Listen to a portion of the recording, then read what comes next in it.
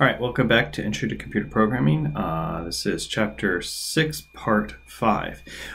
So we've been returning mostly just integers, maybe a couple doubles. Another great thing to do is returning a Boolean value. Why not? We can return anything we want for all intents and purposes. But remember, a Boolean value is just true or false. And if you want to have something return a Boolean value, have the before the function header and prototype, just the data type has bool instead of int or void. So just like if it has a non-void returning function, it has to send back something that's either true or false, or can be be construed as that. And usually we use this to show that the function succeeded, okay? Or that something is absolutely true. So in this case, is even is pretty obvious. And we like the prefix is for functions that return Boolean data types. So is either yes or no, okay? So is even is obviously going to tell me if a number is even or not. Okay, and so in this case, we have a program that is getting a value from the user, and it's going to say whether it's it's going to return true if it's even, and return false if it's odd, or if it's not even, I should say. So that's in rows 18. So we're using, and the nice thing about this example is we're using the result of a function directly within an if statement. Why not? We can use anything. We can do anything we want with the result. We don't have to store it. We can just use it and discard it after we're done, which is exactly what we're doing here. So the if statement in row 18 or line 18 is basically getting, not basically, explicitly getting either a true or false value from the is even function, okay, because its return type is bool, okay, and we would define the function this way, is even, and then you could easily do this without with a quite a few fewer lines of code, but this explicitly writes it out. There's nothing wrong with this, but you could optimize this a lot better. So I create a variable called status, and I'm going to either set it to true or false if the number is even. And remember, with mod, if we do mod of something, it's going to return whether it's the remainder. Okay, so if we do mod of 2 of something, or do something to the mod of 2, it's going to say whether it has, if it's 1, if the mod of something from 2 is 1, then it's odd, and if it's 0, it's even, because it's either going to return 1 or 2, or 0 or 1. So simple as that. So this is a little quick function. Again, I could write this in one line of code, but regardless. All right.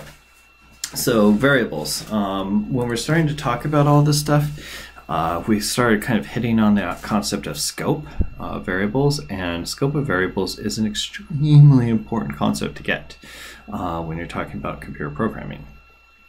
So we kind of hinted at this, well, we didn't really hint about it, talked about it briefly, but when you declare a variable as an argument, or I'm sorry, as a parameter of a function, see, I get that confused to myself, they're only local within that variable, or within that function, okay? They're only available within that function. That's what that means.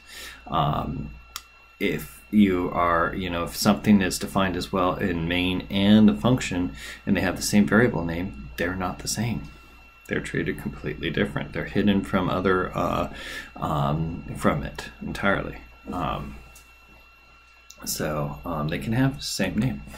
So this is an example of this. I have, and again, they're not even just as arguments. You can do within the function, you declare variables. We just declared a variable in our previous example when we did the Boolean. We created a Boolean status and returned the result, returned that value. Okay. So that can be done in a function, and in this case I have the main function. I have num, which is set to 1 in line 10, and I print out that result, and obviously in line 12 it's going to say 10, and then I call another function. And if you look down below here on line 26, I have in that another function, I have another variable called num, but it's different than the previous one. I set it to 20, and I go ahead and print out that, the result of that. The function gets done, and it continues on to line 14. It prints out the variable num again, and num is then 1. It's not 20 anymore. So it creates a copy of the, it doesn't create a copy of the variable. It creates a different variable entirely. That's called the same thing, but it's a different variable.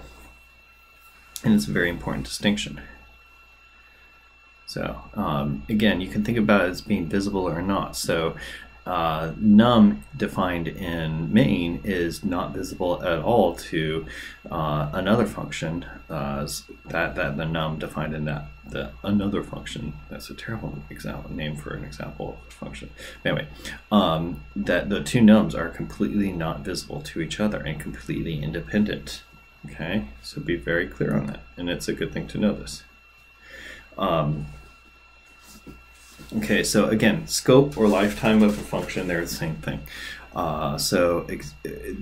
When you create a variable within a function, it only exists for that function and that function alone, and that function, that time it's called. If you call that function again, it doesn't exist anymore.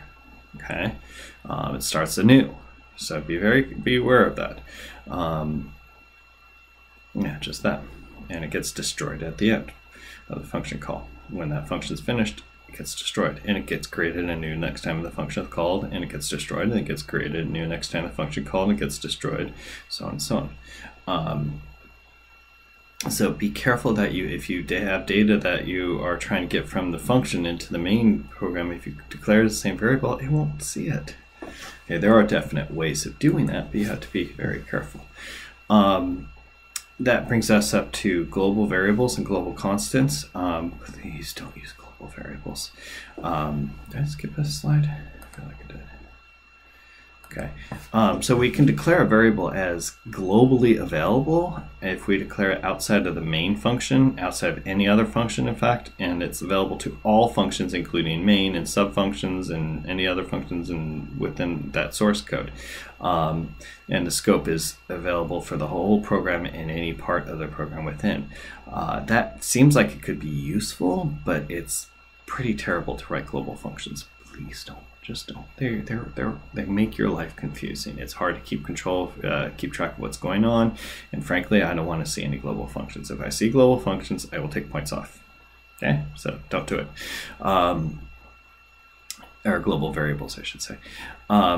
So you can define global constants. I'm okay with that, but global variables, avoid at all costs.